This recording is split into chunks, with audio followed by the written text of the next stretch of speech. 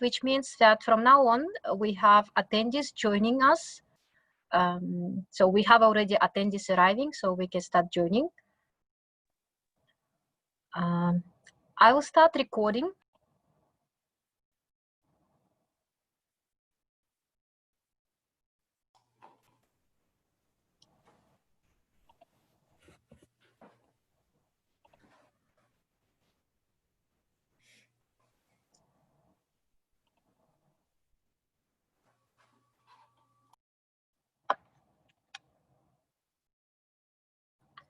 Good day, everyone. This webinar, we started broadcasting. We will start at 3 p.m. Meanwhile, before we start, I will explain you some housekeeping rules, and after that, we'll start webinar. So let me explain you some rules in order to make this webinar more interactive and more interesting. So for speakers today we have several speakers. Please note that you can mute your own microphone and the camera, you can put it off. So please, when you don't present, please put your microphone off. And when you start presenting, put your microphone on, please. Okay, then we have a Q&A box. Which audience will type their questions in Q&A box. Unfortunately, speakers cannot type questions in Q&A box. So it's only for audience to type questions, but speakers can type answers. So please, after your presentation, when your discussion and presentation is over, for questions which were not answered during the webinar, please type your answer in the Q&A box. If you would like to ask questions, please click raise hand. So what you need to do to raise hand, you need to click on participants first. After you click on participants, you will get this window appearing like on the right side, and at the bottom will be raise hand. So please click raise hand, and then we know that you want to ask a question. If you have problem with that, you also can unmute yourself and ask a question. Okay, so that's for speakers. Now moving to the audience, the screen for audience looks different. So by default, for audience, microphone is disabled and camera is also disabled. But we also want you to interact with us. How you can ask questions? There are two ways to ask a question. One is by raising hand. So you can just click this icon, raise hand. Which means that we know that you want to ask a question. The chair will announce your name. After your chair announces your name, we'll unmute you, and then you'll be able to ask a question verbally. If you don't want to ask question verbally, then please use Q&A box, where you can type your question which you want to ask, okay? And then the question will be answered either live during the webinar or by one of the speakers will type questions. So if we get too many questions, we'll take care of as many as possible questions. Okay, so please everyone note that this webinar will be photographed and recorded.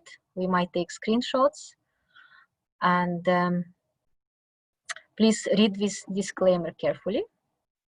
Also, this note I will paste in the chat box so you can read it as well during the webinar. Also, I will paste some information in a chat box which you'll see. That will include agenda, for example, like you can access our agenda, and also you can see authors' biographies which you can read. There will be provided links in the chat box, so I'll do right now.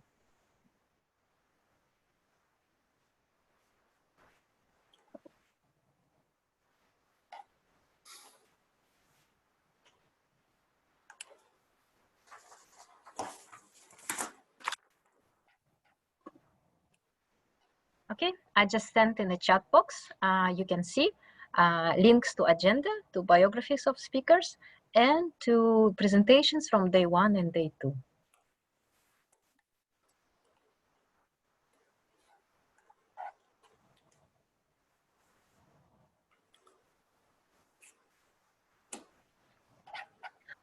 Please, speakers, please note that your presentation time limit, paper presenters have 15 minutes and paper discussants have 10 minutes. Please take care of your time.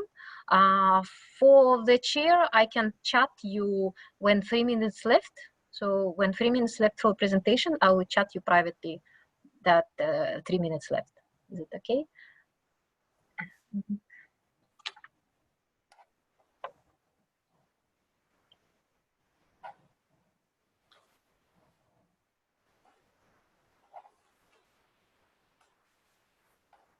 So I would like to give a word to session chair today, Farhat Tahizadeh Hesari. He's associate professor from Tokai University.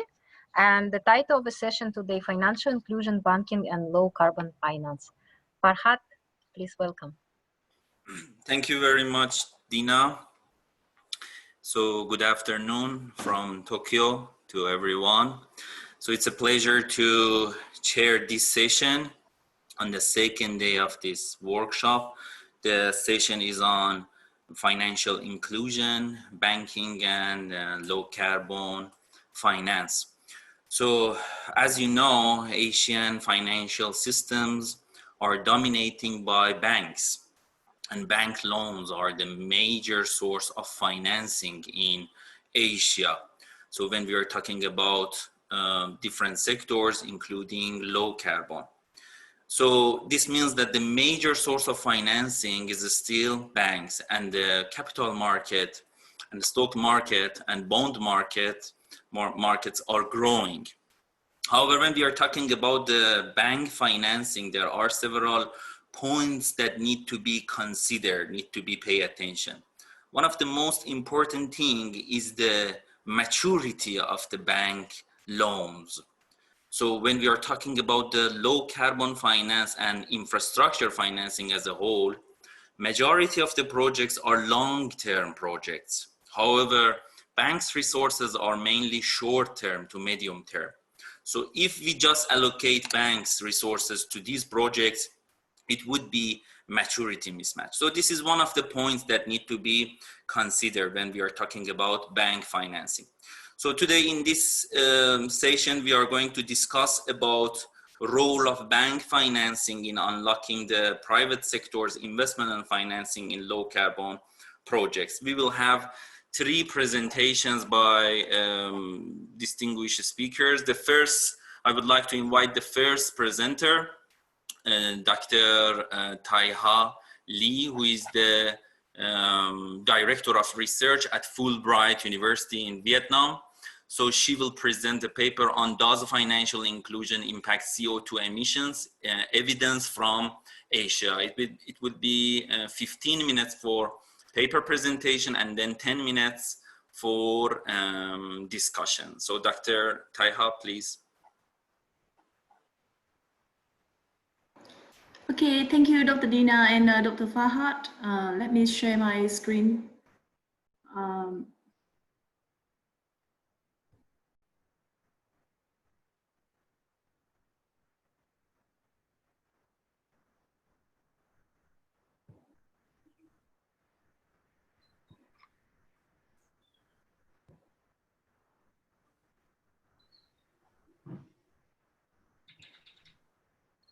All right, can you see my slide now, everyone? Can you see my slide? Yes. Yes. All right, thanks. Hello, everyone. It is my pleasure to be the first presenter of the second day of ADBI workshop on low carbon finance and the sustainable development goals. My name is Lê Thái Hà, and I'm from Fulbright School of Public Policy and Management, Fulbright University, Vietnam. So the topic for today that I'm going to deliver is about the impact of financial inclusion on carbon dioxide emission with the evidence from Asia. This is the outline of my presentation. First, I will talk about the motivation of this study. In the second part, I will present the baseline model, the data and methodologies. Next, I will present and discuss the empirical result. And finally, I will conclude my study with some policy implications. So now let's start with the motivation of this study. Financial development is a significant part of the growth process, and financial inclusion is an integral dimension of financial development. It contributes to fostering the development of financial sectors and institutions. In fact, the concept of financial inclusion has emerged since the early 2000s, arising from several studies that consider financial exclusion as a major cause of poverty.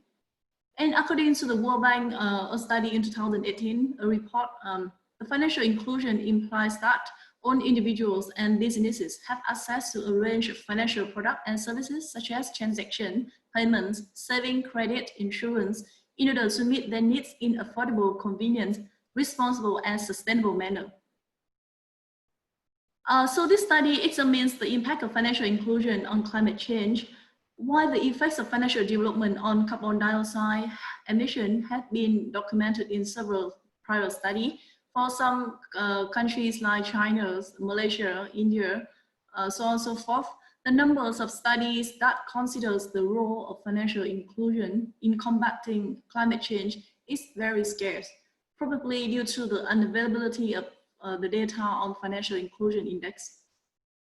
So what are the theoretical linkage between financial inclusion and carbon dioxide emission? In theory, the effects of financial inclusion on carbon dioxide emission could be both negative and positive. On one hand, financial inclusion grants easier access to useful and affordable financial schemes to business and individuals, which make investment in green technology more feasible. In this regard, inclusive financial systems bring favorable impact on the environment as a mechanism to increase the accessibility, affordability, and adoption of better environmental practice that reduce the contribution to climate change. So promoting financial inclusion is also very important for poor communities where the farmers may not have capital or credit available to invest in clean energy technology, such as solar energy microgrid, which is not only cost effective, but also produce much less carbon dioxide emission than burning coal. On the other hand, improve access to the financial service, aid and boost manufacturing and industrial activities, which may lead to higher levels of carbon dioxide emission that in turn increase global warming. Furthermore, we know that higher financial inclusion means consumers can have affordable energy intensive consumer goods such as cars, fridge, air conditioners, whose the use presents a serious threat to the environment since more greenhouse gas emissions are produced. Inclusive financial systems also foster economic activities and thereby raise the demand for polluting energy source, which increase greenhouse gas emission. So why I choose Asia? Asia is chosen in this study as a case study due to the significant relevance of this theme regarding both financial inclusion and climate change to the region. Specifically, we examine the provision of proper financial service to all citizens of Asia, including the most vulnerable communities of society, contributes to mitigating greenhouse gas emissions in the region. Asia, as we know, is the world's most dynamic region with many fastest growing economies.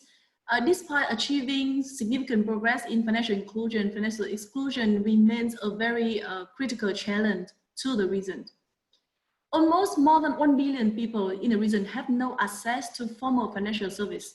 They have no formal employment, no bank account, no significant ability to participate in the online or offline paid work activities. And home to 2/3 of the world poor.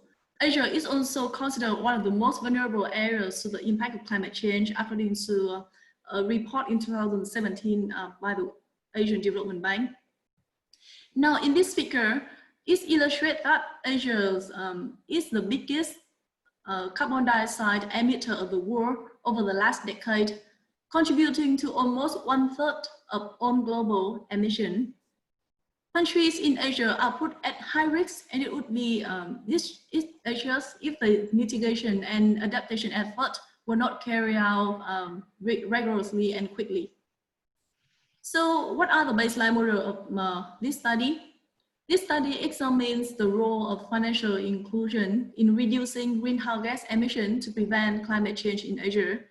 To get a start, we adopt a theoretical and analytical framework that extends the stochastic impact by regression on population, affluence, and technology, or STPAT model for short, proposed by Dietz and Rosa in 1997.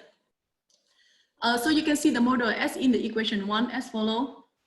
I represent the environmental effects of human aspect and activities, including population P, affluence A, and technology T, for countries I at the time T.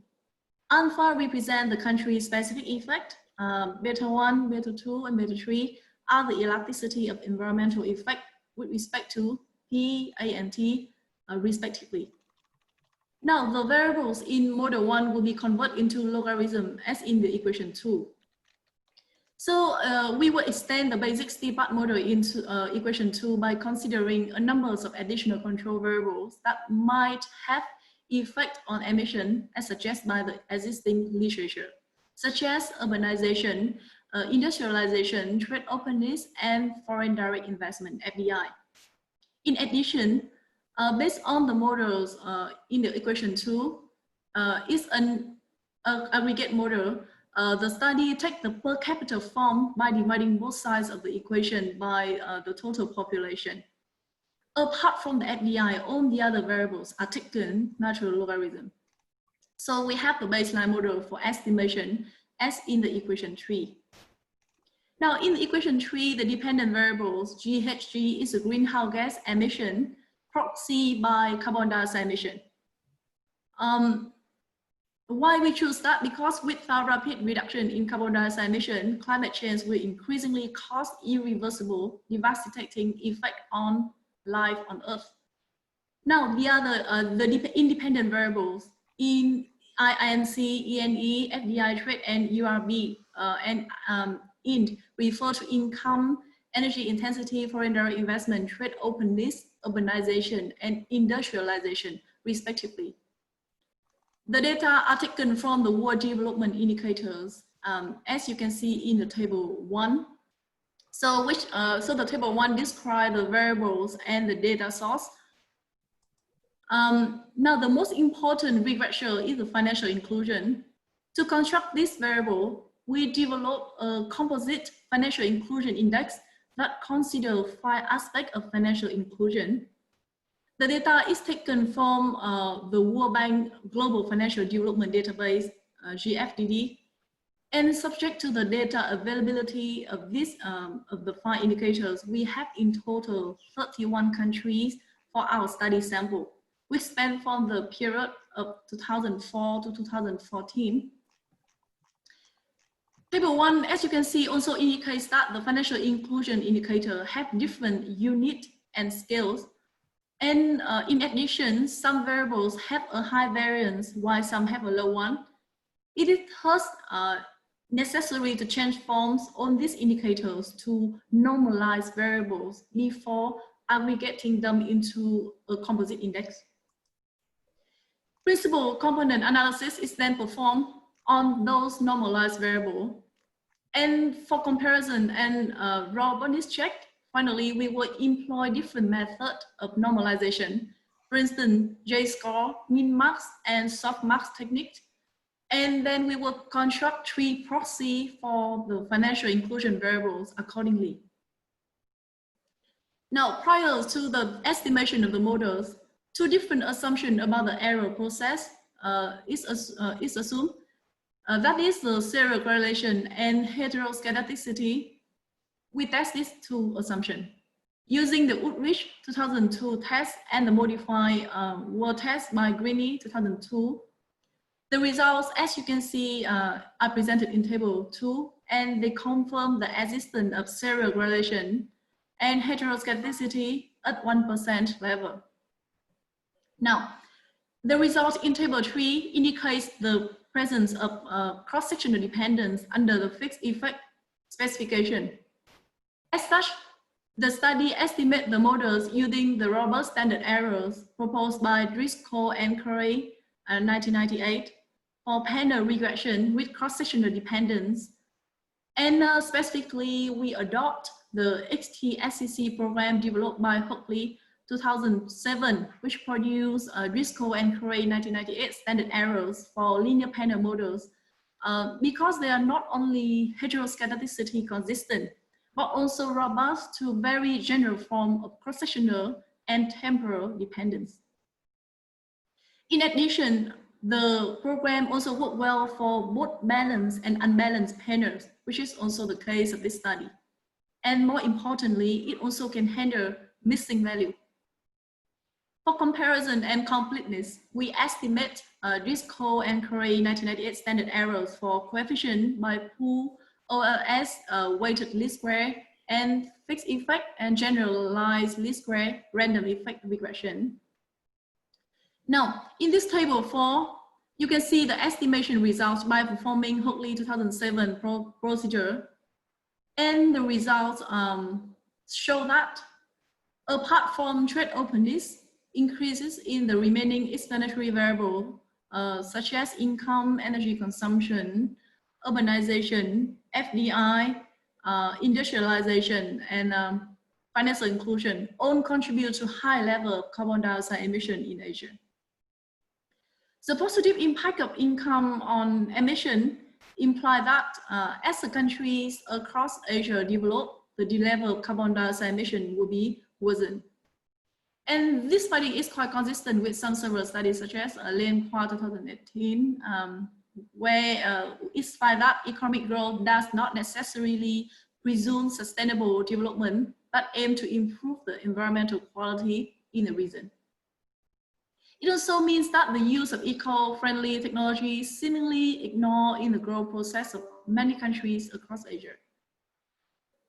Now, the positive effects of energy consumption, urbanization, and industrialization on carbon dioxide emission also in line with several prior studies. And thanks to the remarkable economic growth, the regional energy demand contributes to around 30% of the global demand, and is on the rise in the decade to come. And the rising demand and thirst for energy in Asia is the aftermath of the outbreak economic boom, rising urbanization and industrialization. And indeed, the rapid industrialization and urbanization process in many countries across Asia has indeed raised the energy demand for industry such as manufacturing, transportation, electricity, heating, and residential sectors. The unfavorable influences of FDI on carbon dioxide emission could be explained by the intention of foreign investors to avoid stringent environmental regulation in their home countries. In this case, FDI sector would create a negative impact on sustainable development, leading to severe consequences for the ecosystem and reduce the sustainability of economic growth in the recipient country. Overall, our findings seem to support the pollution heaven hypothesis that dirtier industry have been shifting from developed to developing world to escape the tighter environmental standard in developed world. Interestingly, we find that openness to trade seems to reduce carbon dioxide emission. In fact, trade agreement can enhance the capacity for the government to tackle environmental issue. Specifically, the reduction or elimination of trade barriers to environmental goods and services can facilitate the adoption of eco-friendly technology at a lower cost. For instance, the Trans-Pacific Partnership Agreement recently signed is expected to, so the TPP is expected to assist developing countries to shift into cleaner and less polluting industry. Now, let's move to our key variables: interest, financial inclusion. As you can see in the table result here, it appears to lead to higher carbon dioxide emission in Asia. And this result suggests that during the investigation period, with improved access to finance, citizens in Asia could afford to buy more big-ticket items such as automobile, fridge, air conditioners, TV, whose widespread use accelerate the national use of energy from fossil fuel and lead to higher carbon dioxide emission in the region. Remember that our findings indicates that there have not been synergies between financial inclusion initiative with the climate change policy. And look at the tables 4 again, we can see that the empirical results are qualitatively robust to different proxies of financial inclusion and also robust to different regression models. I'm not sure how much time I have. So 1 minute. Okay, good. So now as a concluding remark, this study found that during the period of 2004-2014, most of the considered factors in our study, such as income, energy consumption, urbanization, and industrialization, FDI, financial inclusion, appear to have led to higher carbon dioxide emission in Asia. Only trade openness seems to have reduced the emission level. The finding on the negative environmental effects of financial inclusion certainly does not imply that we should reduce financial inclusion. Instead, it means policymakers should facilitate financial inclusion and access to finance in a more accurate direction. For instance, take the case of China. China is a key player of green finance, which clearly has a paramount policy importance. The country announced green credit guidelines in February 2012, and this is regarded as a milestone in China's green credit policy, under which Chinese financial institutions need to provide support for the development of a green, low-carbon economy, improve their standard of green credit financial services, and enhance the debt supporting capacity for green credit.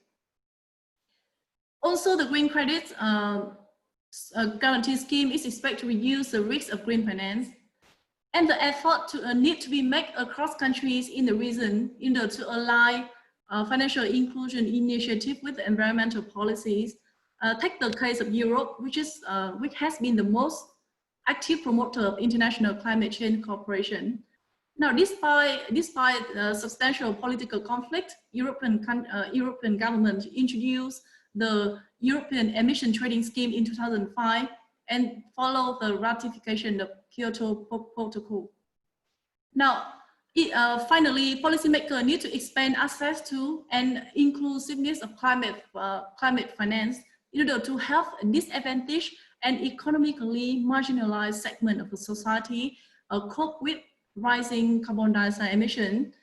Individuals, micro, small, medium-sized enterprises should be given proper access to financial products and services to enable them to take local, small-scale mitigation and adaptation action toward reducing carbon dioxide emission.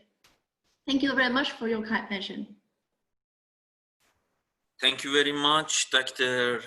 Taiha, for your interesting presentation and the policy recommendations that you provided out of this research.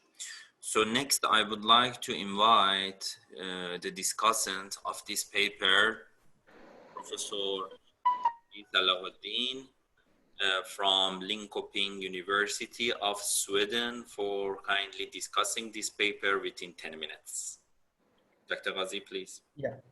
Can you stop your slide that I can open my one? Yeah, so I will stop sharing my slide, right? Let me. Yeah.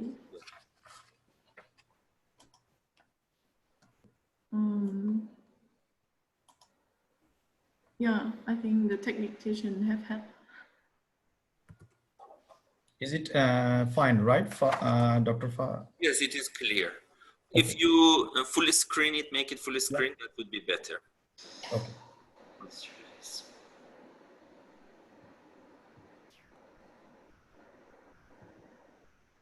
Yeah, perfect. So thank you very much, Dr. Taiha. It was a very interesting presentation from you, and it was a very interesting paper that you wrote, and also it is very time demanding topic does financial inclusion impact on CO2 emission, and in particular in the case of Asia. So thank you very much. So what I would first most discuss about the general findings of this paper, and also probably this paper could be a short version of the paper, but my comment could be helpful, lead a complete or full paper in the futures also, some of the comment and some of the thought that I would like to discuss in today. So overall observation is based on your findings of the paper that the impact of financial inclusion on CO2 emission using 31 Asian countries during the sample period for 2000 to 2014. And you consider the 3 composite indicators for financial inclusion and using the principal component analysis. And one of the key finding is the increase is openness to trade. That is, the trade is a percentage of GDP to have reduced the CO2 emission. And your findings also claim that it is robust for the different proxy for financial inclusions and reasonable modification to the specification of the model. In addition, you also address that there are no policy synergies between financial inclusion mitigations strategies at local, national, and the regional level. So these are the your key findings and observation. So I actually, the paper, these are the well presented information and also well documented based on the data and empirical analysis. But I would more discuss about the criticalities of this paper.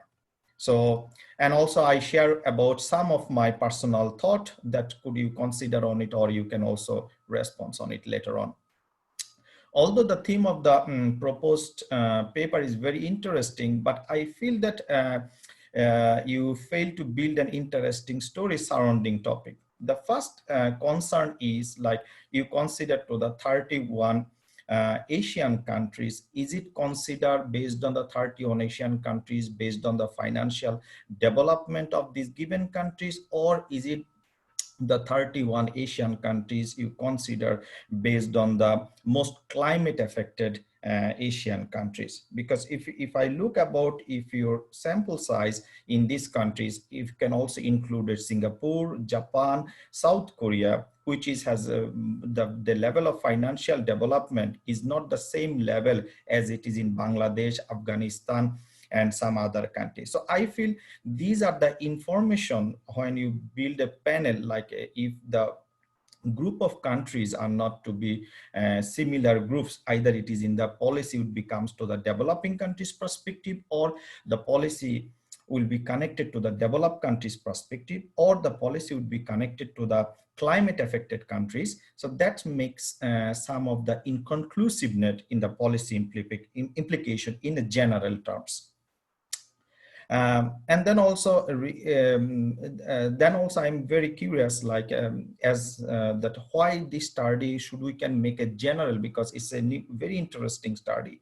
Should we make a generalization that whether this study's finding could be beneficial for the other countries? So which particular group of countries that we should focus on it? So that's my point is it the countries, the most emerging developing countries? Because when you write the motivations in your paper, you try to highlight it that the countries most fastest growing countries, the countries become most poverty, high level of poverty or dependent countries. So, but when you look about your sample size, that's actually make it very mixed of mostly developed, also the fast growing country, also the low income country. So I feel that that could be need to be motivated and need to be more discussed in the study.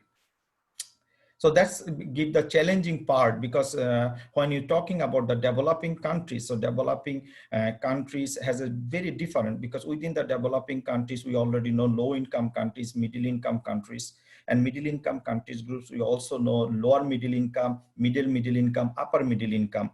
And you are also using the WDI information. So which specification are actually it's explaining of your investigated model.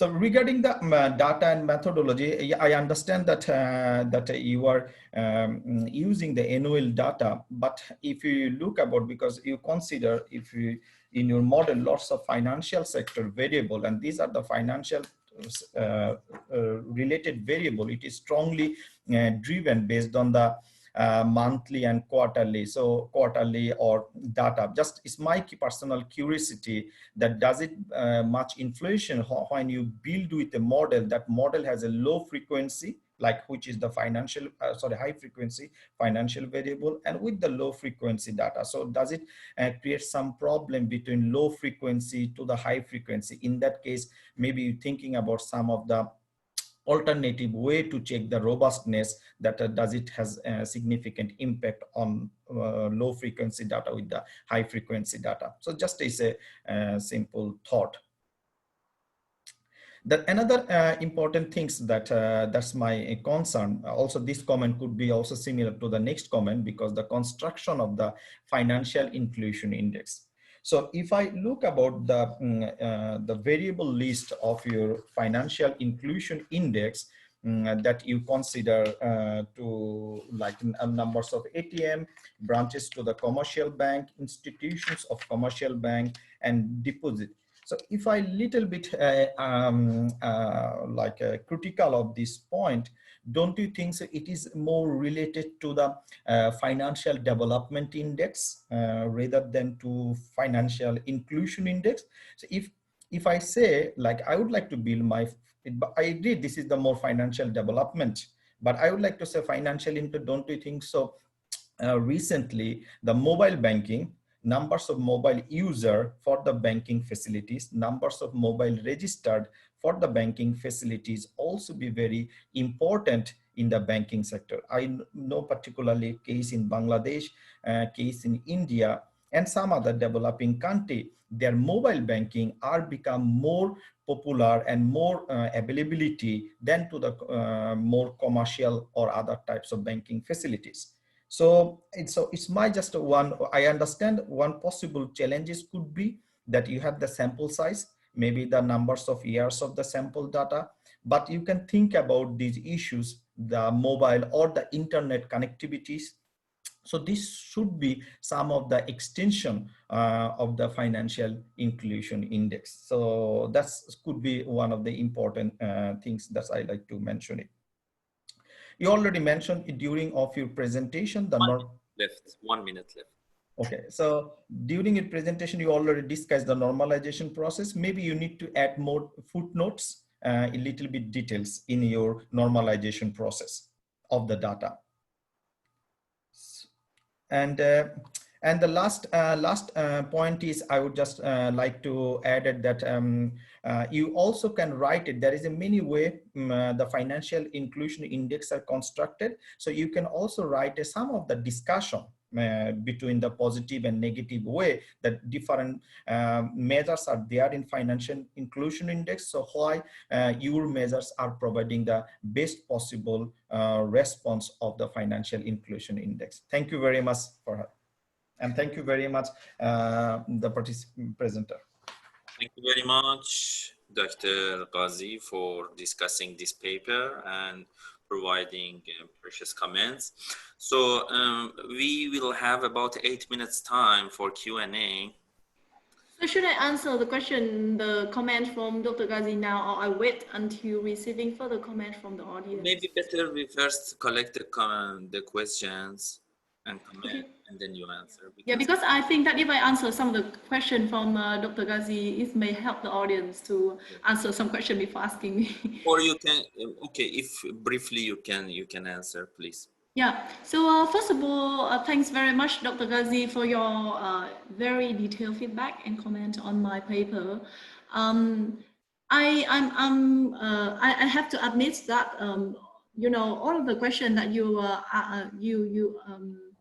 all of the comments that you give me is a very reasonable comment, but there's one thing that I am facing the constraint from writing the paper to address all of this comment. You know why? Because this paper, you know, it is a special issues of a finance research letter from ADBI. So finance research letter have a submission only limit to 2,000 words, which I have to restrict my discussion on a lot of factors. So let me go through briefly on your comment. First of all, you would like me to explain the choice of my countries, the explanation for the normalization process and things like that. Yes, you are right. The choice of countries in my sample study consists of both group of different levels of financial development. However, in the panel's estimation process, the heterogeneity is taken into account, so it can somewhat address this issue.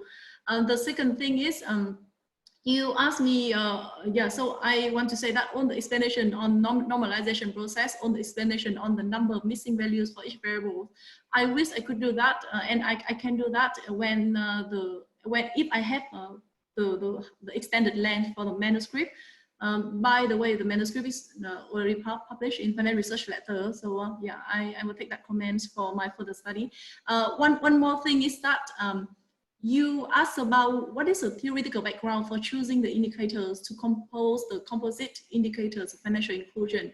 I think that is a very fair comment, and my answer is that in the data of global financial database by World Development, by the World Bank, okay, they actually classify the data into different financial variables. So the variables I choose are underlying, I mean, it belongs to the group of financial inclusion, financial assets. So that's why I choose those variables belong to the group 5 financial assets, and I choose the one that are mostly available for a significant numbers of countries in Asia. So that is my choice of variables. Yeah, thank you very much. So I think we can move to the audience question. Thank you very much of your answer. I highly appreciated it. Thank you. Okay, so we have 4 questions. And before I collect those questions, I also have one comment on the presentation, but maybe for your future research, because this work already published. So for the variables that use in this research, all variables are the banking variable. Banking, loan, deposit, branch, bank branch. So, but when we are talking about financial inclusion is a wider topic, not just limited to the banking. So maybe better call it banking inclusion or access to the banking product. For example, insurance penetration, or credit insurance penetration, or credit guarantee ratio of the credit card, or many other financial products in the banking sectors introduce that have very significant role in the low carbon financing. So maybe in future research, it be better to widen the topic, because if the data is available. Remember, we studied that for Asia, and not all the data are available. I think at that time I choose the list of variables from the financial inclusion, financial assets on the GFDD, but then not data are available for a significant number of countries in Asia. I take your point. I mean, also everyone followed the same way, just loan, deposit, ATM, bank branches, and they call it financial inclusion. So this is my comment. Yeah, okay. All right, thanks. Yeah, good. Let me collect questions. Dr. Peter Morgan, please.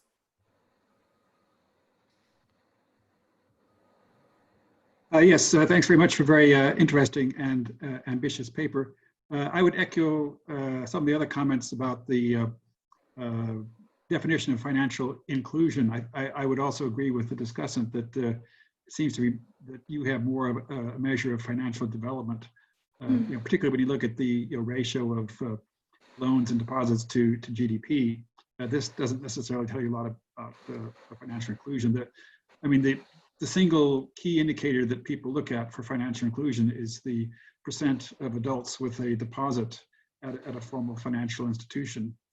So if you could somehow work that in, that would be helpful.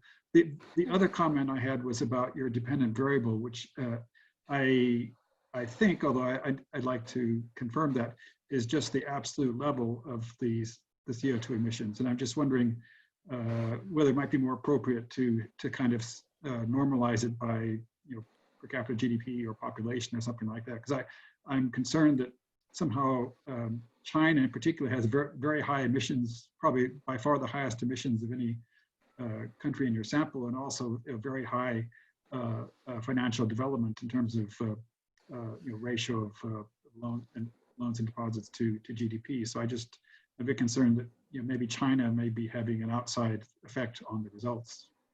Thanks. Yeah, thank you. Yes, so let me collect the questions first. So Dina, please. Thank you.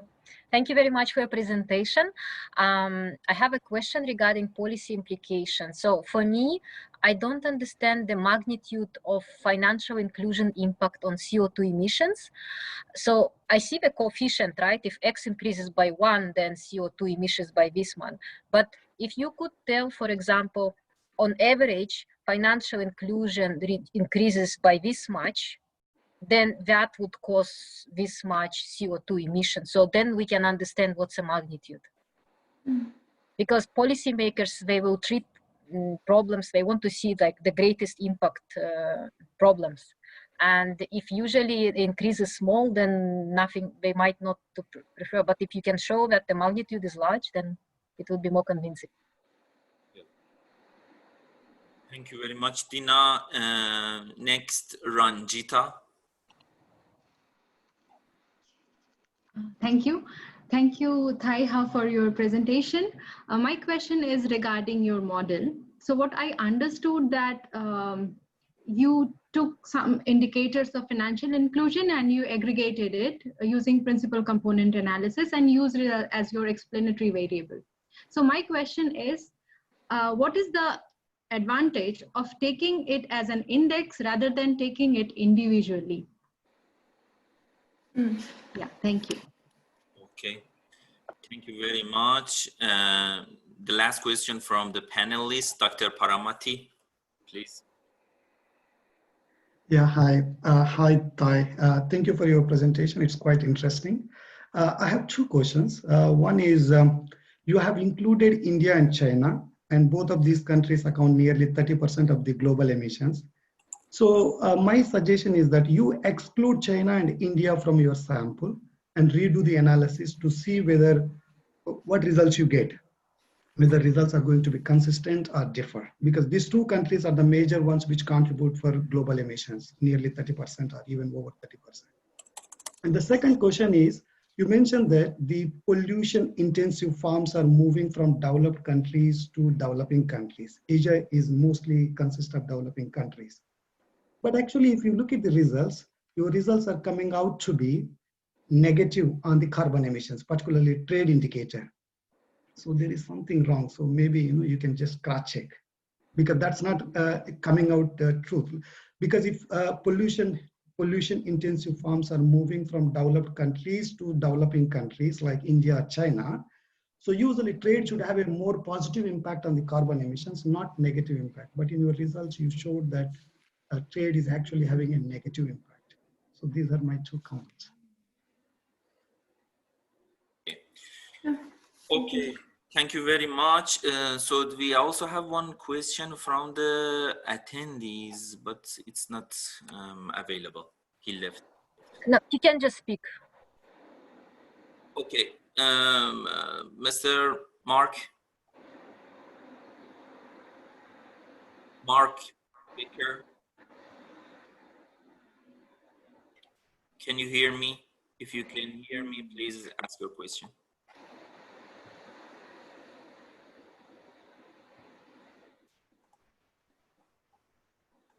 I see.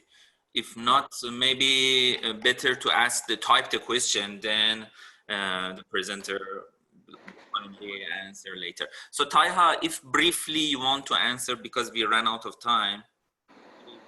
Yeah, okay. Thank you for all of your question and comments. And to be frank, there are one or two questions I cannot hear clearly. Yeah, I don't know why, but I will answer those questions that I remember and I hear clearly. The first question I think is about why I do not. Okay, the order of the question may be not correct, but I mean, the first question in my mind I remember is why I do not take into account the magnitude the impact, right? I think that to be frank, there are two opinions regarding whether we should really consider the magnitude of estimation or not. I think that it's just my opinion. I think that the magnitude of, the magnitude of the coefficient could be changed very significantly when we use different kind of estimation method. So normally when I do the Robinson check, as you can see in my table 4, when I do the Robinson check, I try to focus on the significant, the statistical significance and the size of the effect. And I lean on that more than the magnitude of the coefficient estimate, because when it shows to be significant at some conventional level, then that means that is significant for some policy implication. Yeah. The second question I remember is about why I do not take the impact individually for individual indicators instead of make them into one composite indicators.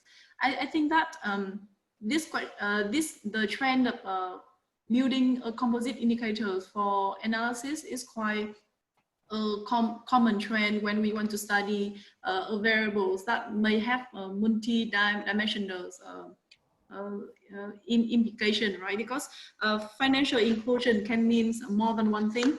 So that's why even in the data that I found for the indicators, GFDD, Global Financial Indicators database, they have a different series of indicators implying financial inclusion. So if we just take one by one, we only can capture one dimension of them in each estimation. So, and in reality, we know that there are a lot of factors impact one things on together, right? So that's why I think it makes more sense to make them into one composite index to see the multifaceted impact on one thing. The other question I remember, and I can hear clearly, is the question about why I exclude China and India. To be very frank, I do not print the list of 31 countries here. It's not in the full version, maybe it's in the appendix. So I think the only reason if I exclude China and India is just because they do not have enough data that I need for the analysis. If you are right to say that we should include them indeed, because of China and India are one of the major carbon dioxide emitter of the world. So if I have to exclude them, that means I do not have the necessary data for the analysis. Yeah, thank you very much. I'm sorry if I miss or do not hear clearly some comment, but thank you. Thank you very much, Taiha. Okay, so let's move to the next presentation, which is on titled, Can Financial Inclusion Be an Effective Mitigation Measure by Yongjun Baek, Research Associate of Asian Development Bank Institute. Thank you, Fahad. Can you hear me clearly? I'll share my screen now. Clear.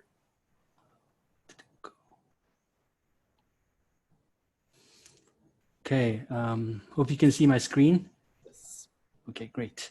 All right, thank you. Before I start, I would like to thank the organizers of the workshop for giving me this opportunity to present our paper, and also the editors and the reviewers who reviewed our paper and provided some constructive comments, which improved our paper greatly. Okay, good afternoon, everyone. My name is Yongjun Baek, and I'll be presenting Can Financial Inclusion Be an Effective Mitigation Measure? Evidence from panel data analysis of the environmental Kuznets curve. Okay, this is the table of contents. As I only have 15 minutes, I think I have less because the previous paper was paper presentation and Q&A was a bit long, but I'll try to condense it and try to finish early. But okay, so the table of contents, I'll quickly go over the highlights of the paper. Then after that, I'll go through the flow of the paper, starting from background, methodology, results, policy implications, and conclusion. So here are the highlights of our paper. We examined the influence of financial inclusion on CO2 emissions across 103 countries from 2004 to 2014. We demonstrate the existence of environmental Kuznets curve and show that the relationship between financial inclusion and CO2 emissions is an inverted U shape. And our conclusion is that financial inclusion can actually be used as a mitigation measure.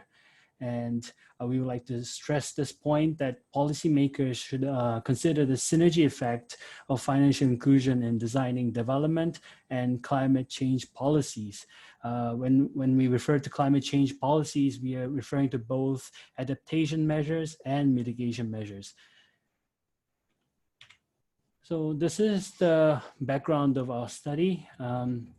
There's a growing consensus that expanding financial inclusion is, in fact, effective in improving the climate resilience of vulnerable groups.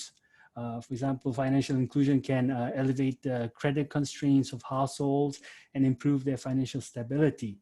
And also, not only households, but small and medium-sized enterprises can have better access to loans and invest more, in more profitable projects. So financial inclusion can be a development measure and also adaptation measure by reducing poverty and enhancing climate resilience. However, this raised a question, like we were thinking, okay, if financial inclusion can be useful as a development and adaptation measure, would it have any influence on CO2 emissions? Can it be reducing CO2 emissions? So if raising the financial inclusion level leads to reduction in CO2 emissions, then we can consider financial inclusion as a mitigation measure. So based on this research question, we thought first thing that came into our mind was, what about the environmental Kuznets curve? Environmental Kuznets curve talks about the relationship between economic growth and environmental degradation. So can this be applied to financial inclusion as well? Can the relationship between financial inclusion and CO2 be nonlinear? So we wanted to test whether the relationship between financial inclusion and CO2 emission can show a nonlinear relationship, such as environmental Kuznets curve. So our theoretical model indicates that CO2 emissions has a concave relationship. We adopted Andreoni and Levinson's 2001 paper, which discussed the ordinary EKC, and we adopted to see whether the relationship between financial inclusion level and CO2 can be non-linear, which we name it as financial inclusion-based EKC. So based on this theoretical model, we estimated the following equation, which you can see in the slide. So our dependent variable was CO2, which is the log form of CO2 emissions per capita. And the resources, it includes several variables, such as GDP per capita and its quadratic term. The reason we also included the quadratic term is that we wanted to remove the influence of ordinary EKC. As I previously explained, ordinary environmental Kuznets curve is looking at the relationship between economic growth and environmental degradation. So we wanted to remove that influence of that, the normal EKC, and just see the influence of the relationship between financial inclusion and CO2 emissions. That's why we have the GDP per capita and its quadratic term, and also the energy intensity and the share of GDP, and also the industrialization level as a share of GDP. And the FI is the financial inclusion index, which I will explain in the next slide. And also we included the country fixed effect and the time fixed effects. So this is the basic regression equation that we used during to test our hypotheses. And so the key independent variable is the financial inclusion. So we wanted to see the impact of financial inclusion, and we decided to create a composite financial inclusion index, FI, by using demand and supply data.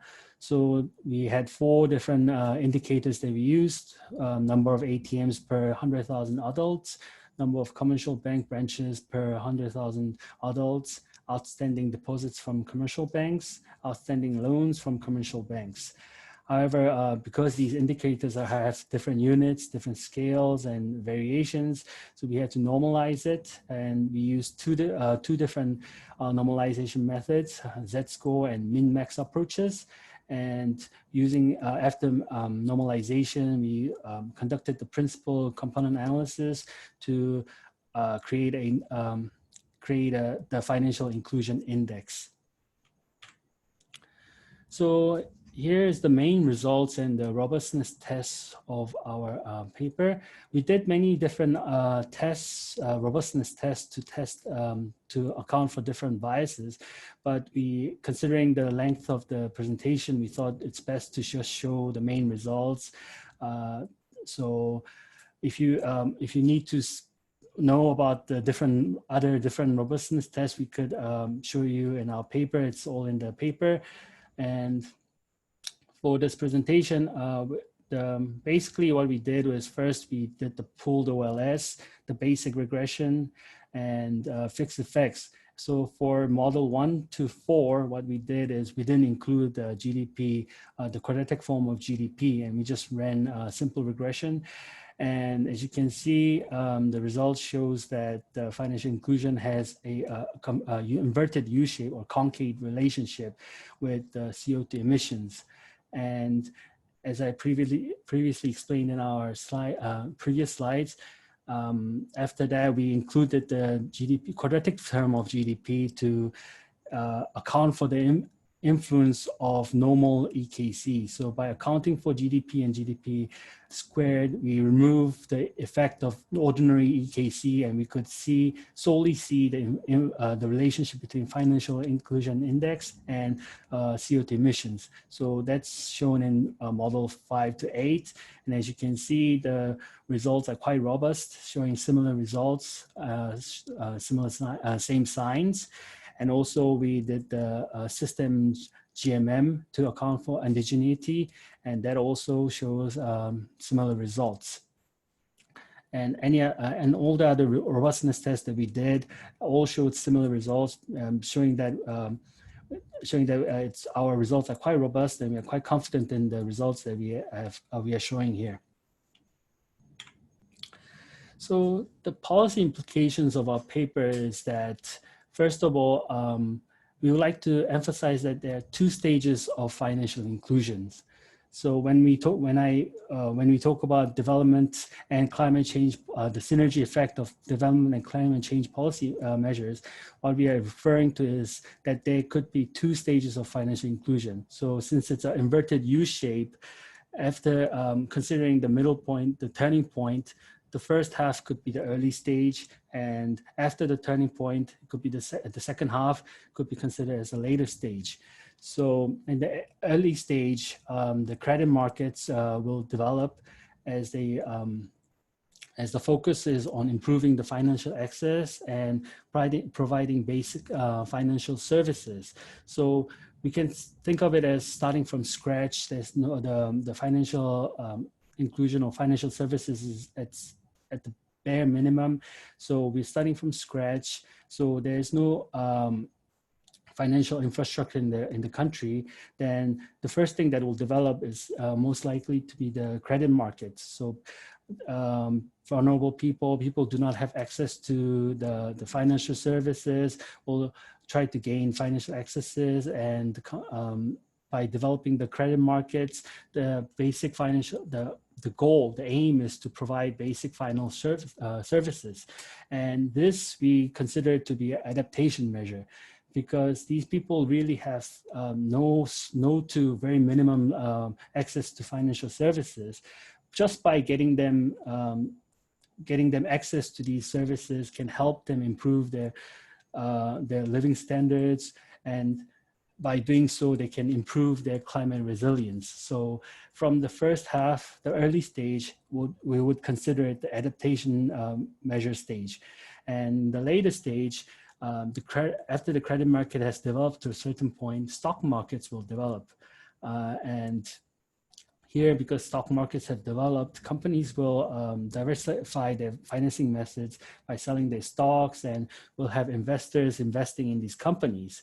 And as we've seen, as we can see, these investors, first they would probably look for profitability from the companies, but as the development as the development stage increases, people will get more concerned of the environmental impacts of these companies and their activities. So in the later stage, these investors will start to look for more companies that with more social responsibility, such as CSR, or they'll consider more stricter investment decision-making process, such as ESG. And these are the impacts that we are seeing currently.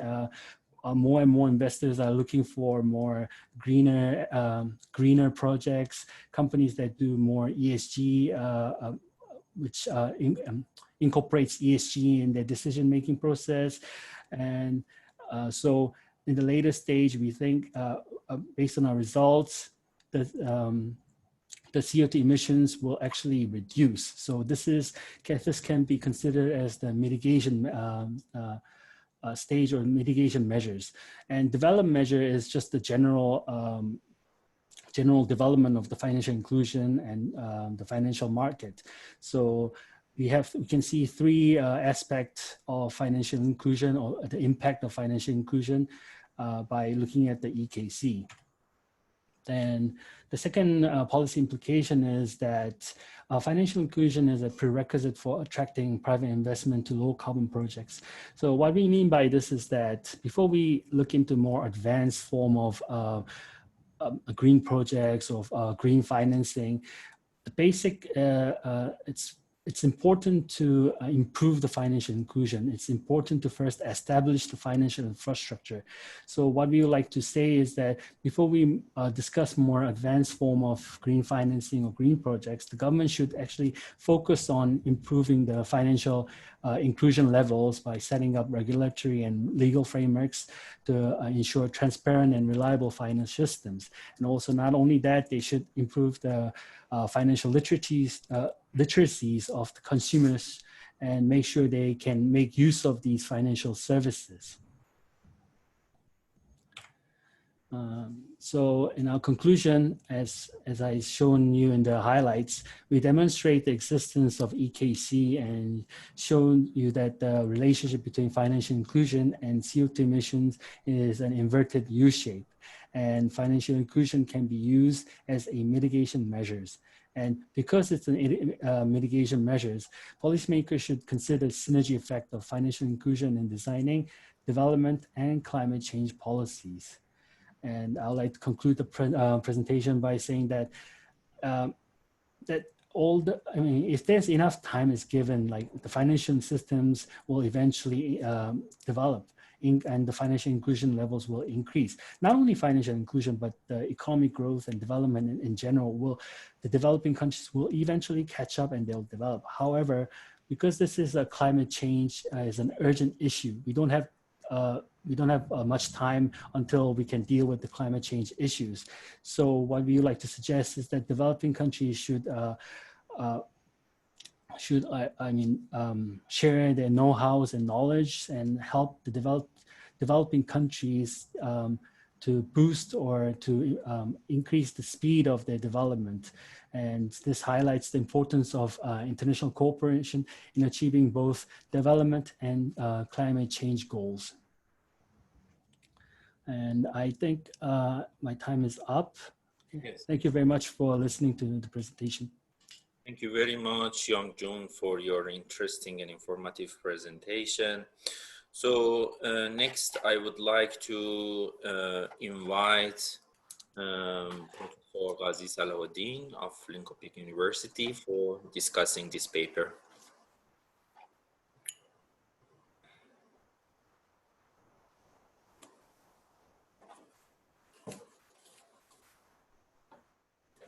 Thank you very much for your nice presentation. So due to the time constraint, I'm not to be review your key observation or the key findings. So Basically, the paper is discussed about the environmental Kuznets curve in connection with the financial inclusion with CO2 emission based on the 103 countries over the sample period 2004 to 2014.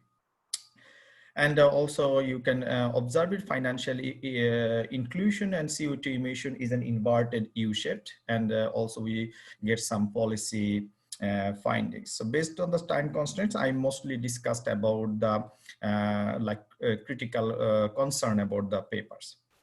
So as the paper is very interesting, but I was actually again facing the challenges because what is the fundamental criteria for choosing the 103 countries, because the country has lots of high income and low income and middle income countries. So I didn't get these issues because in terms of the climate related issues, it is a very, very sensitive, and in terms of financial development related issues or financial variable, it is very sensitive to choosing the country and looking for the economic reasoning of the country rather than looking for the statistical properties of the data. So these are one of the interesting things I particularly feel missing on this paper. And second important, just quick review of the paper.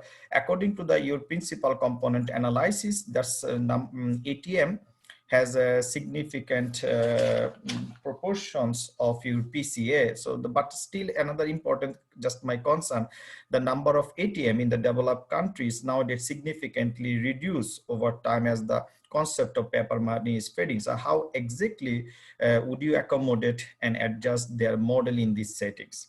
So that's one important thing that I like to looking for your opinion. And as you mentioned, that there is a lots of countries are dropped based on the missing observation. And what is the classification of this country list that you are excluded of your model? And second important thing is, based on the literatures, we can already observe that financial inclusion in connection with the development for developed countries, developing countries, also the low income countries or in Asia, result is not to be consistent. So it's a different sign and coefficient we can observe in the based on the previous literature. So how did you define based on your pooled OLS or balanced data for 103 countries, providing the result, that result has some sort of conclusive fashion?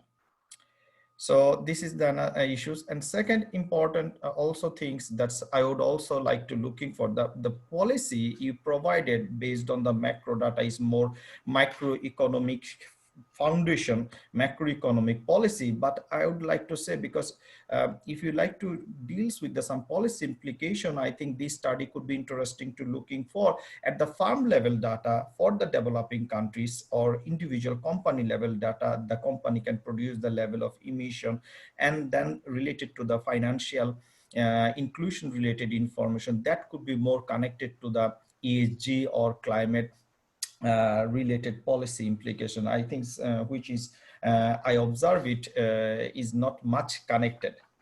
And in terms of the methodological discussion, I have just one, as you clearly mentioned, that EKC is right now in a non-linear fashion, and also the emissions and the per capita income, the recent literature, it's also suggests it is non-linear issue. So as you said, the inverted U-shape, but my issues, did you look about also the N-shaped, like how it's looked to the cube form? Like if you can convert it to the FI cube, does it also move to the N shape, or it is still only in the U-shape level? And what is the turning point in this relationship? And in that case, I would like to suggest, as you are working on the different income group of country, and the pooled OLS could be misleading, it would be interesting to looking for panel quantile regression analysis in order to look at the lower quantile and the higher quantile, as there is a different income level of the data is there, as well as different CO2 emission producing country are enlisted. So that's about my just for quick comments. If we have a time more, so then maybe I will discuss something. Otherwise, I would like to give the floor to the participant and Farhad. Thank you very much. Thank you very much, Bazi, for your comments on this paper. So Youngjun, do you want to answer now or we collect the questions? Thank you, Dr. Ghazi, for the excellent comments. It's going to help us improve. I mean, as this paper has already been submitted, we'll consider the point. I'm really sorry because the weather is really bad outside and my internet turned off. So I missed. I'm really sorry if I missed like half of your comments in the first half, but I heard the parts about discussing the firm level data and considering the N shape, the inverted N shape, and the panel quantile analysis. All those comments, I'm sure we can incorporate them in our future studies, expanding on and incorporating all the comments to write and improve our study. I am so sorry that I missed the first part.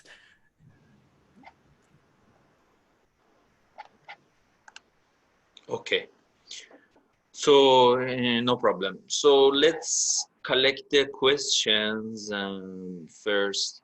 Dina has a question. Dina, please. Thank you very much for interesting presentation, Young, and congratulations with this paper. I'm interested, how much is this contribution to the existing literature? Is there many papers already produced such results, and maybe you can compare your results to other literature, or this is completely new research? If I answer now, well, there are many papers that discuss the financial development, but it was quite difficult to find papers on financial inclusion, and there's a difference between financial development and financial inclusion. So in terms of that, we think we couldn't find papers. I'm so sorry, it's like it's thunders out there, but yes, we couldn't find papers on discussing the EKC relationship of financial inclusion and CO2. Okay, so we have one question from the attendees, Dr. Farzaneh Ahmedian. Hello.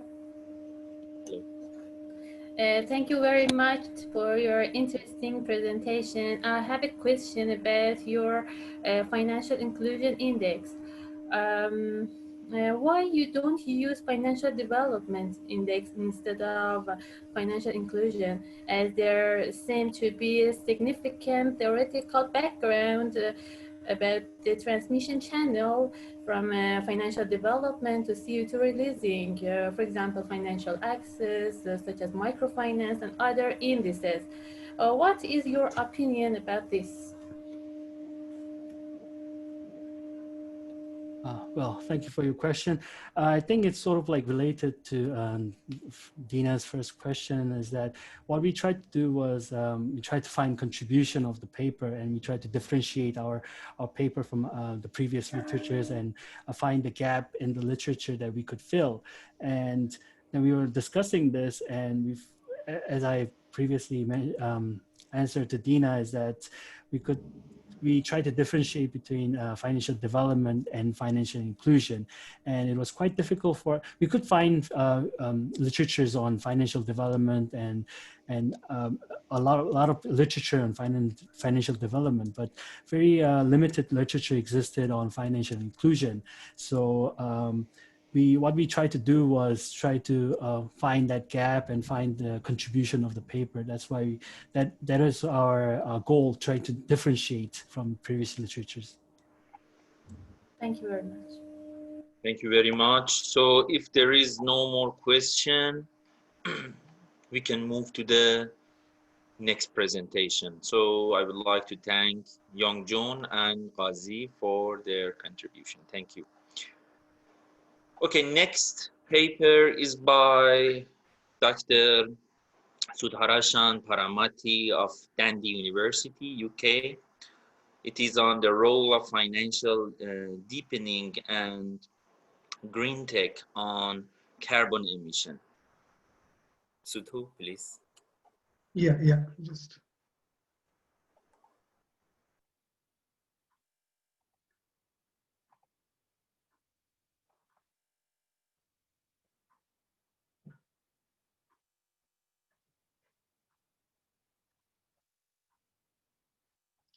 Is it now full screen? Yes, it is clear, full screen. Okay, okay, thank you. Yeah. So yeah, in this paper particularly, I will be focusing on the financial deepening and green technology and carbon emissions, evidence from major OECD economies. And this paper is co-authored with Dimo from RMIT University from Australia and Huang from East China University of Political Science and Law from China. So in this paper, so the objective of this study is to investigate the role of financial deepening and green technology and carbon emissions in a panel of 25 OECD economies by incorporating foreign direct investment, per capita income, and trade openness in the model. And the paper uses robust panel econometric techniques, which account for cross-sectional dependence and endogeneity in the estimation.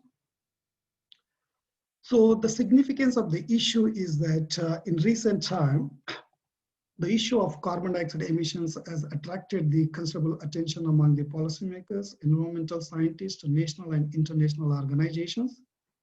According to the OECD report, the global CO2 emissions, particularly energy related, reached a record high of 32.2 billion tons in 2013 and accounted for 75% of the global greenhouse gas emissions in 2010. In addition, the greenhouse gas emissions are expected to increase by another 50% by 2050, and the increase will be primarily driven by the projected growth in CO2 emissions that mainly source from energy sources. In 2013, the OECD countries accounted for 85% of the global GDP and were responsible for 76% of global CO2 emissions. In terms of the share of market capitalization, particularly from the OECD countries context, it is over 80% based on the World Bank statistics. In addition, with the fast growing of some emerging countries like such as India, China, Brazil, Russia, these countries also began to produce more carbon dioxide emissions in recent period. The green technology here in this paper particularly, we refer to the use of technologies in the energy production and consumption to improve energy efficiency and reduce the negative impacts on the environment.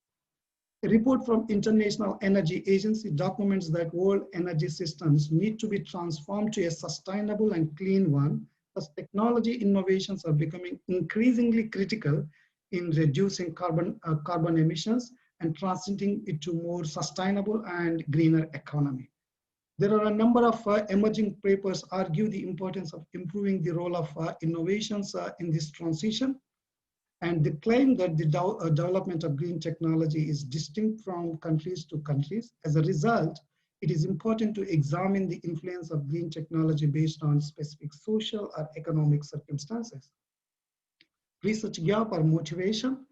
The existing studies either focus only on the impact of green technology and emissions or the performance of environmental regulation and green technology on reducing emissions. The effect of green technology on carbon emissions can also be influenced by other factors. For instance, green technology requires significant research and development investments and innovations. To enhance the technological progress, a well-functioning financial market is essential. The increase in size and structure of the financial sector on one hand provides essential capital for green technology investments and reduce financial cost. On the other hand, it may improve allocation efficiency and manage risk. Similarly, Lee and Tahisha also argue that well-developed financial markets play a key role in adopting energy conserving and green technology. Furthermore, Paramati, etc., conclude that FDI and stock market developments play a vital role in promoting the use of clean energy, while Adu, etc., all argue that the level of trade openness helps transforming the technology from advanced economies to the backward economies. As a result, we believe that it is necessary to consider other potential factors in the model. So the OECD, why we select the OECD countries is that because it's an important setting for exploring the link among financial deepening, green technology, FDI, per capita income, and trade openness and carbon emissions. Firstly, because The OECD countries have been responsible for most of the carbon emissions, though the energy-related CO2 emissions are slowing down in OECD countries. They still emit around 40% of the global CO2 emissions particularly from energy use. Further, on a per capita basis, the OECD countries have an average of 8.9 tons of CO2 emissions, which is still far more than the 4.3 tons of CO2 emissions in the rest of the world, which means that almost double the per capita of CO2 emissions in OECD economies. Secondly, financial developments are far more advanced in OECD countries than any other region in the world. The financial sector in OECD economies constitute approximately 80% of the global, and the global share of FDI inflows is over 60%. Consequently, the green technology is booming in many OECD economies. The governments of major OECD economies and IEA have agreed to coordinate the investments in low carbon research and clean energy developments. Thus, it is crucial to examine the role of financial deepening, green technology, FDI, per capita income, and trade openness on carbon emissions, particularly in the OECD economies. Data and empirical methods. In the study, we choose OECD economies because these countries have made significant progress in adopting environmental friendly policies and have also devoted substantial financial resources for technological innovations. Therefore, we aim to understand to what extent green technology has helped these countries to meet their climate change targets, that is reducing their share of global carbon dioxide emissions. For this reason, we collect yearly data from 1991 to 2016 on 25 OECD economies, and these are the countries that are included. The selection of the sample countries from the OECD group and study period are due to the availability of data. The variables of this study are defined as follows. The carbon dioxide emissions are measured using total energy-based CO2 emissions in million metric tons. The financial deepening indicators are measured using three broad indices, specifically the construction of financial institutions index, which basically refers to the banking sector, and financial market index is based on the information of access to, depth, and efficiency of financial institutions and markets respectively. While overall financial development index is constructed using both these, the financial institution index and financial market index. The foreign direct investment is the net inflows as a percentage of GDP. The green technology is proxied with total innovations. Only the higher value innovations that have sought patent protection in at least two jurisdictions that are related to environmental management, water-related adoption, and climate change mitigation. The GDP per capita is a proxy for per capita income. And finally, trade openness is measured using information on total exports and imports as a percentage of GDP. The data on CD is sourced from the US Energy Information Administration online data bank, while data on financial indicators is sourced from the International Monetary Fund. The green technology data is acquired from the OECD statistics, and finally, data on FDI, PI, and TO are obtained from the World Development Indicators. By following the existing literature, all variables were transformed into natural algorithms before we begin, except FDI because of the negative values in FDI series. We build the following empirical models to attain the study objectives. In the first equation, on the right-hand side, we use the financial deepening indicators and green technology, per capita income, and trade openness. In the second equation, we also added FDI indicator. To investigate the determinants of carbon emissions, the study begins by investigating the issues of cross-sectional dependence using the CD test of PESARAN, while unit root properties were examined by making use of PESARAN cross-sectionally augmented panel unit root test, which is also known as CIPS test. And the long-run parameters were estimated using the augmented mean group estimator and the group mean FMOLS estimate. Results and discussion. As mentioned, we start our investigation by employing CD and CIPS test. The CD test results on all the variables unanimously reject the null hypothesis of cross-sectional independence at the 1% significance level. Hence, it is clearly implies that the selected variables follow the cross-sectional dependence. The evidences from CIPS tests reveal that all the variables are non-stationary at the level data and stationary in their first order differences. All these indicators are statistically significant. These results overall indicate that the selected variables have cross-sectional dependence and are integrated of the same order, that is, I1. In the next step, we explore the long-run impacts of financial indicators, green technology, per capita income, trade openness, and FDI and carbon emissions using the AMG estimator, that is augmented mean group estimator.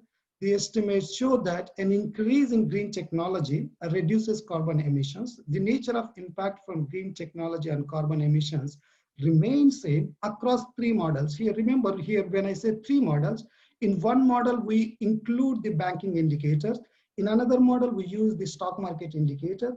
In another model, we include the combination of these two markets, banking as well as the financial market.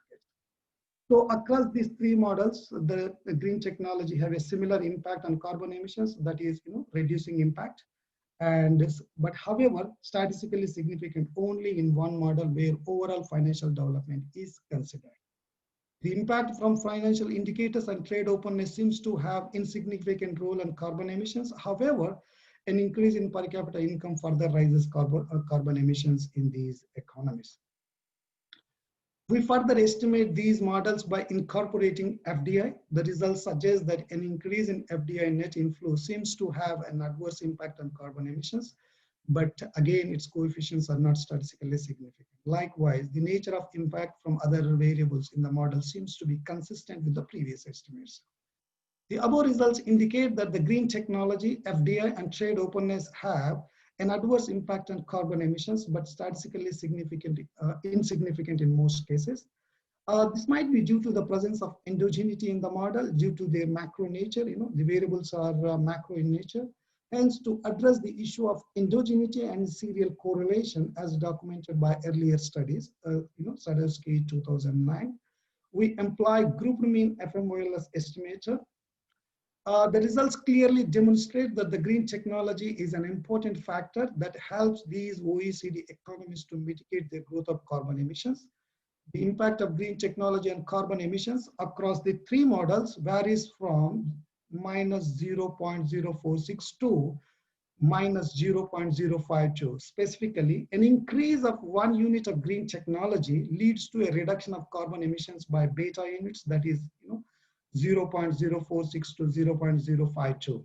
In other words, an innovation of 100 new green technologies leads to a reduction of carbon emissions by 4.6 to 5.2 million metric tons, which is approximately 1% of the carbon dioxide emissions from the OECD countries.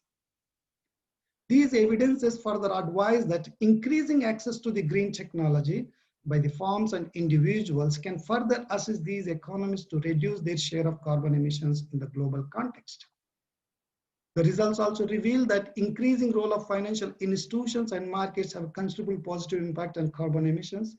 Further, the results reveal that the financial institutions have a greater impact on carbon emissions than that of their counterparts, that is financial markets, which means that banking has a more impact on the carbon emissions than the financial markets.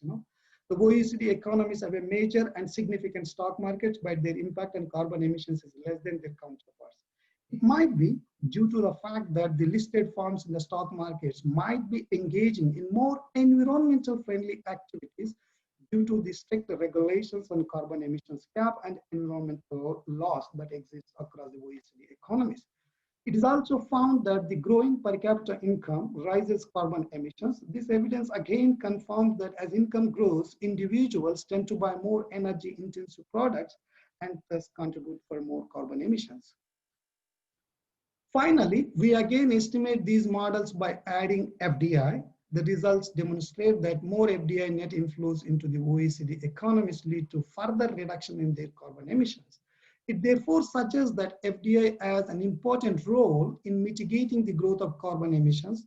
Specifically, the FDI might be helping these host countries to adopt new innovations and technologies in their production of goods and services, which eventually helping those countries to cut down their share of carbon emissions. The rest of other results remain consistent and significant. Given these evidences from AMG and group mean FMOLS methods, we advise that the researchers should not only consider the cross-sectional dependence in their estimation, but also should pay attention to the issue of endogeneity. Otherwise, the results, the estimated results could be interpreted wrongly. Conclusion, and what is the important takeaway knowledge from this paper? Given the above outcomes, we provide important and significant policy recommendations to the OECD economies. More specifically, the policy authorities and respective other agencies should prioritize the allocation of resources for green technology innovations. We also stress that the policies that were designed for international trade have to be further strengthened. For example, the international trade policies should aim to import the goods that are more energy and are carbon intensive in their production stage, and aim to export the goods that are less energy carbon intensive. This is one way of, this is what exactly happening in real world, particularly in the developed countries context. Further, the policy authorities should also redesign their FDI policies to attract more FDI inflows from other major economies, as it helps them to adopt more advanced green and energy efficient technologies in their production of goods and services. These revised policies may further assist their economies to minimize the growth of carbon emissions and meet their climate change targets. The future studies may aim to focus on country-specific analysis to draw more explicit policy recommendations when data becomes available for more number of years. So thank you very much, and I'm done with my presentation. I think I stayed within my time allocation. Thank you very much, Sudhu, for your interesting presentation. So next, I would like to invite Professor Samuel Wine of Trinity College Dublin, Ireland, for discussing this paper. Professor Wine is the editor-in-chief of Finance Research Letters, and it is valuable that we have him today, and he's checking all papers, all submissions, although he has edited this special issue and we did it together, but it is more valuable that we have him today. Please, Sam. Thank you very much. Thank you, Fahd, for your kind words and for all your hard work in setting this up, selecting the papers. Thank you, Dina, for setting up everything as well. And thank you, Dean Sonobe and Professor Mangan for being part of this excellent workshop, and everyone else who is involved. Now, more specifically, thank you, Professor, for the presentation of this excellent paper, and which I had great privilege and pleasure to read. So I don't know if I am in control now of these slides. No, so yeah, perfect. So I'm going to go straight to the comments. I mean, we just all heard your paper, so I'm not going to recap it. So your paper is the first empirical study to investigate the impact of green technology on carbon emission, and I think this is the key contribution, right? But in the version that I have, I think this contribution needs to be set out more clearly. You mentioned it in the introduction, but I think the contribution needs to be somewhat stronger, as it is difficult for the reader to understand where you are pinpointing it. Okay, even though there clearly is a contribution, it needs to be pinpointed more strongly. When I looked at your second table, you talk about endogeneity, but you just mentioned it once, right? So it is difficult to understand how exactly you have dealt with it, and I think this needs to be discussed, right? So you will recall that there's just one sentence saying there's endogeneity in the model, but it's difficult to understand what exactly this implies then. Discuss your findings with more rigor. For example, why is the impact of per capita income on carbon emission high and positive? This is mentioned, unfortunately, but not discussed. Okay, even though other results are discussed, this one specifically kind of like shines out. Okay, so a brief discussion would be good. Thank you. The work needs to be replicable, apologies, and yield the same results for all the potential readers and potential researchers. Therefore, more information is needed on the data, especially a summary statistics table, which so far was missing, just to make sure that everybody can replicate your work. Towards the end, you say that you rely on panel data and recommend working on the research questions through a country-specific analysis. You will see this if you look at the conclusion, right? I mean, this is taken from the conclusion. What are your expectations? Do you think the results would be similar or entirely different? The immediate question is then, why didn't you do it through a battery of robustness test? Is it because it would lead to completely different results and therefore your idea wouldn't hold? Or do you think it would lead to similar results and it's just a potential new route to take for other researchers? I think a bit of you know, some answers should be provided there. And then the third slide. So next slide. Yeah, nice. You can add in finance research letters. Remember that you can put as many tests as you want in the appendix. Right. And you can also create an online appendix to be uploaded and so on and so on. So really make use of it. What are the results of the FMOLS model? You mentioned them, but they're not provided. And that's the perfect kind of things that you can just put in an extensive online appendix. Again, because your paper is, you know, you're doing something very new, which is of interest in a very, you know, kind of like high impactful field of research. So please make use of the online appendix and put all of this in the appendix. But otherwise, it's a very good paper. So thank you very much for this. And I hope that these very pinpointed comments can be of use to you for what is a very good paper. Thank you very much, Sam. Sudhu, do you want to answer now? Yes. Thank you very much, Professor Samuel, for a very valuable comments on my paper. So basically, sorry, actually I shared the version with you or with the ADBI, the old version, and later we revised the paper and again resubmitted. So we have completely rewritten in terms of the, you know, the contribution side again in the interactive part.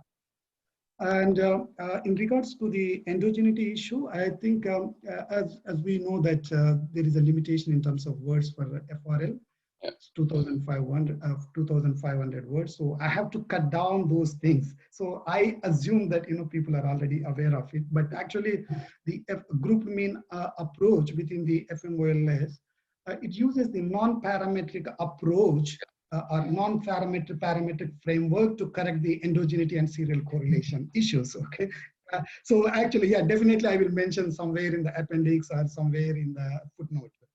And again, yeah, even for me also a bit of surprise to get a positive results between per capita income and carbon dioxide emissions. But that again, like it can be argued in different ways. So again, I minimize the discussion on per capita income because people usually assume that in developed countries, the per capita should have a negative impact. But actually, I think that could be also true. Per capita income can be still positive because people are, you know, using more energy intensive goods. So that may lead to, like, even just look at in our house, when we buy new laptop or new mobile phones or new geyser or, you know, anything, then obviously we may be consuming more energy. So that leads to more emissions. And statistics, thank you again. Again, I have provided some of the statistics in the revised version as appendix. And country-specific analysis, actually, like we have nearly about 27 years data. So what I thought that maybe if we have more than 30 years data for country-specific analysis, that makes more sense. So that is the reason I avoided country-specific investigation.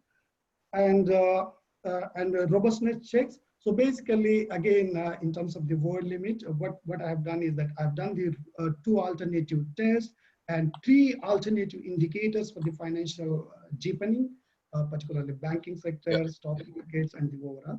But yes, you know, there are some other methods and some other indicators that I can also incorporate here. Thank you very much. Very useful suggestions. Thank you very much. Thank you for Sam. Thanks a lot.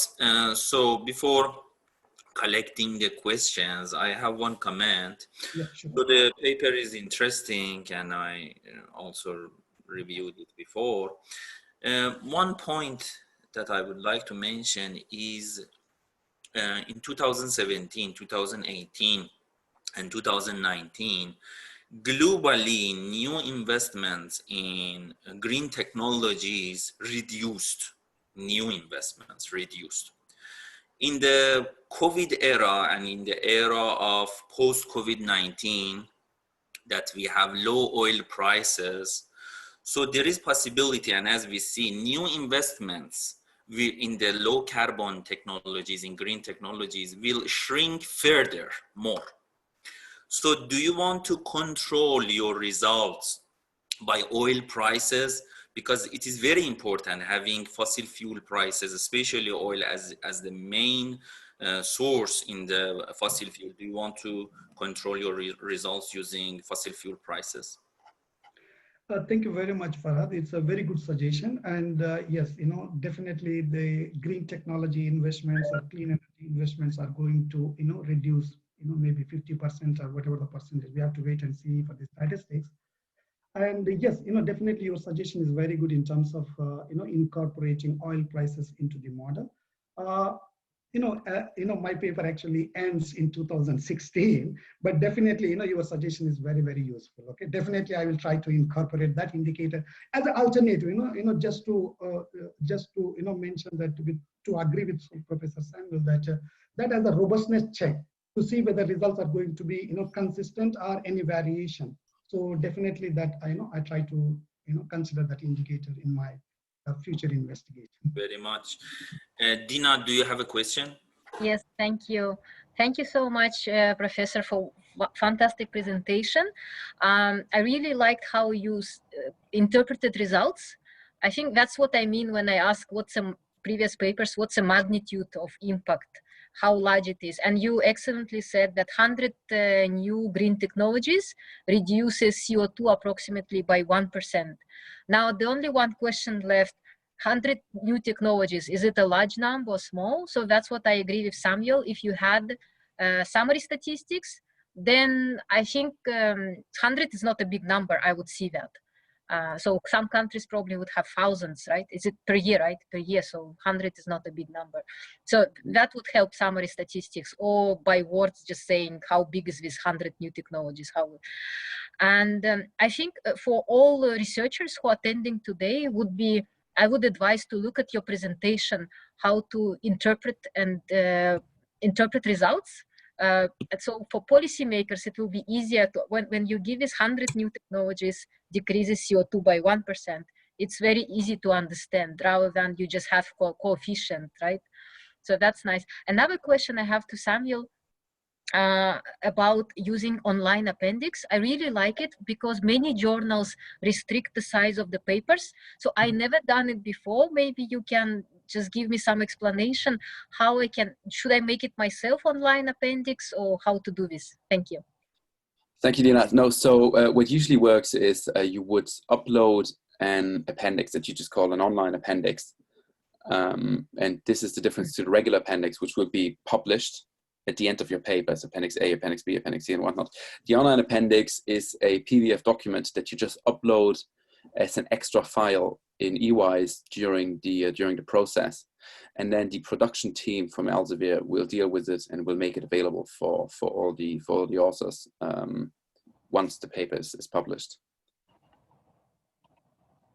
Does this answer the question? Yeah. Yes. Okay. Thank you very much. Is there any other question? Okay. Yes, Professor San, please. Yeah. Dear Farhad and Dina and Samir, also the presenter. So thank you so much for your good paper presentation. It's a very interesting paper. I also did some green innovation point related to this paper. So I was very interested to it. So how you define green technology? You use the patent data or R&D as variable? Yeah. Okay, and as you know, the finance deeping is kind of a dynamic process. So how you measure it as a dynamic way? Okay, thank you. So yes, there is a limitation in terms of green technology in particular. So we have to use the patent applications that are particularly referred to the environmental management or climate change mitigation. So that's the best proxy we can consider. So that gives you some flavor, what nexus, exists between technological innovations and carbon dioxide emissions. So that's the best alternative I can get, And again, there is a limitation of data for other countries. So that's why I have to restrict myself to the OECD economies. And in terms of financial indicators, again, like there are a variety of indicators. So again, I relied for data, particularly that comes from the IMF. And if you read through the previous presentations, documents also, they also have a issues with the data. That is why the sample was restricted from 2004 to 2014 because of the limitation of the data. So therefore, I wanted to consider at least as old as possible. So that's why I have to consider data from 1990 onwards to until 2016. So again, there are variety of indicators that can represent the financial development. Okay, thank you. Oh, another point. For the variable of the CO2, if possible, you can also use CO2 emission, not only the total volume. In the future, if it is the level of the industrial level, then that is easy to define the input and output. So that easy to measure the efficiency. So CO2 efficiency to some degree is much better than the volume. So that's yes. Thank you very much. Definitely, we can also incorporate greenhouse gas emission, or then there are different forms of emissions. Again, we can also use as an alternative way of investigation. Yes, thank you very much. Very useful. Yeah. Okay. Thank you. Okay. Great. Okay. Thank you. So we have one question from the attendees, Dr. Farzaneh Ahmadian.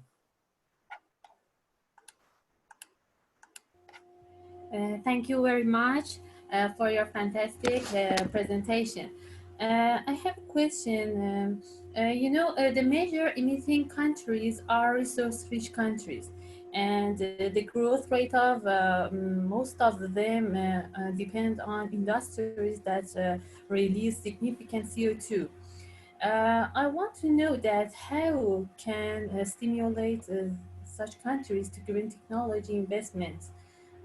Because in your study you have focused on OECD countries that some of them don't have any dependency on such industries that are releasing CO2. I want to know that what is your opinion about this? Sorry, actually your voice was breaking, but yeah, so again, like there is a variation in terms of green technology innovations and adaptation across these countries. And also some countries are more energy intensive and some countries have, energy efficient industries as well. So there is a variation, there is a significant heteroscedasticity that exists, across these countries. So my point is to pull all these countries, because of the data limitation, we have to pull these countries together and estimate and find some relationship between the green technology and emissions that will help for other policymakers or the environmental scientists or the governments to see, the worth of green technology innovations to mitigate the carbon dioxide emissions.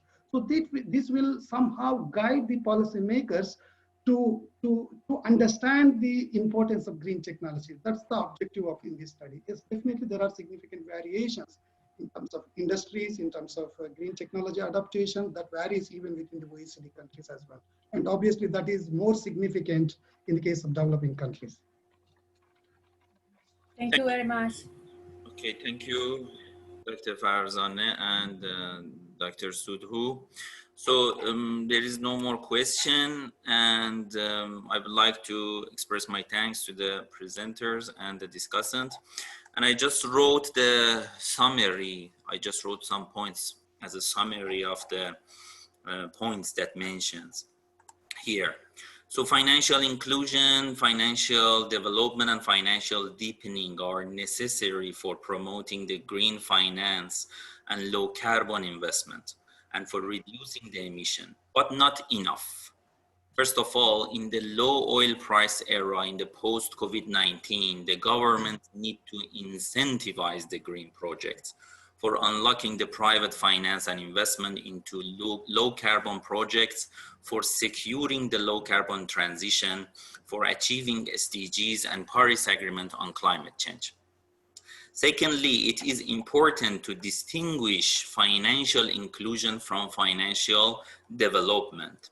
Finally, it is essential to redefine the financial inclusion indicators and not just using the conventional indicators of the literature. Financial inclusion needs to consider both the banking sector and non-banking sector. Besides, the recent progress in financial technology and blockchain development is changing the story, which shows the necessity of redefining the financial inclusion. So with this, I would like to wrap up this session and today's session. And I would like to express my thanks to the presenters, discussants, attendees, and all panelists for their active and valuable contribution. And I give the floor to Dina. Thank you very much, Farhad. There is one question from Catherine about are all papers available on website? Maybe you can answer this. Yes, until now, some papers, not all of these papers, some of them are accepted and already available. If you just search, if the, attendees or other participants who are interested, just type the title of the paper in sciencedirect.com and they can access. But yeah, although it's not open access, they need to access through their university accounts or other eligible accounts. And other papers are in the reviewing process now. Mm-hmm. Yeah, they can, I think they can search in journal as well, financial research letters. Yes, FRL is in the Science Direct. They can search in finance research letters or in Science Direct or just Google it. Mm-hmm. Okay, great. And you can find titles in the agenda for everyone. In the chat, I just gave again the link to agenda. So you can see the title, you can Google it. And also I gave you a link to all presentations which were presented today. So that's also available for you to check. Okay, and there is another Farhad question. Would you like to maybe answer it? So where is the question? In Q&A box. Okay, Q&A, while GDP. Okay, there is a question. So I think this question is from Sudhu. While GDP increases, people want environment-friendly products, organic product. Is there any relationship? Yeah, thank you. I think this is by MG Nazrul Islam. Thank you very much for your question. And it's a very relevant question also. And yes, obviously when per capita income is increasing in developed countries and people want more environmental products, that includes, organ products and all, organic products. And the relationship again, this is a very interesting issue also. Usually that's the case because I live in a developed country. So people really, they want to consume more organic products. When you go to a grocery shop, people look for organic eggs, organic chicken, organic milk. So yes, there is an increasing demand for environmental products in developed countries, but that's still, there is a lack of supply of environmental friendly products. Still, even developed countries also use significant amount of fossil fuel based energy. So still, we are in transition period, but maybe let's say within next a decade or so, we will be moving or transiting completely from fossil based to the more renewable energy based. So people are, the awareness, that's where the governments and international organizations have to play a key role in terms of promoting the importance of environmental friendly products and services. So that's where the governments have to play a key role. And awareness is very important. I remember again, Farhad was mentioning about the oil price declining and the declining in green energy investments because oil is very cheap. people tend to buy oil and instead of going for a clean energy, which may be a bit expensive at the moment.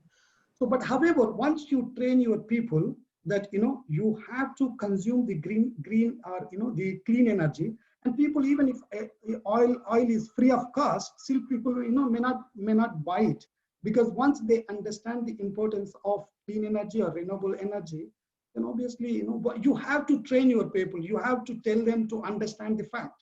So that's where the international organizations and governments have played an important role. Thank you very much, Sudhu. And in addition to that, it also explained by the Kuznets curve that Yongjung Baek, he presented, that when countries are developing and when the development progress is going on, then they will pay more attention to the environmental issues. Yeah. So awareness gradually increases. It's not a one day change. So gradually, we are moving. We are in the transition period, but it may take few more years to, But the important thing is to make a shortcut, not just passing the Kuznets curve. Otherwise, we won't have any Earth in the future. Yes. Yeah. Yes. Okay. Thank you very much. Thanks to everyone. I would like to invite everyone to take a group photo, if you can. All our speakers for any day, speakers of this webinar, all panelists, please put your camera on so we can take a photo. This photo will be placed on ADBI website.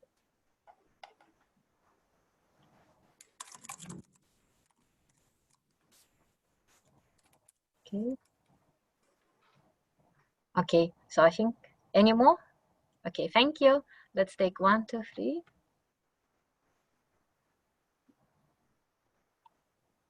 Okay, I took a photo. Thank you very much. So I would like to thank session chair Farhad for chairing this session, and for all our distinguished speakers for excellent presentation, and our interactive audience for wonderful questions. Thanks to you, we had this interactive webinar. I would like to remind you that this is day 2 of the 3-day webinar, and tomorrow will be our final day of the 3-day webinar. So you can see the agenda, the link which I gave you, to see the day 3 presentations. The title of the session tomorrow will be Low Carbon Finance, Risk and Green Development.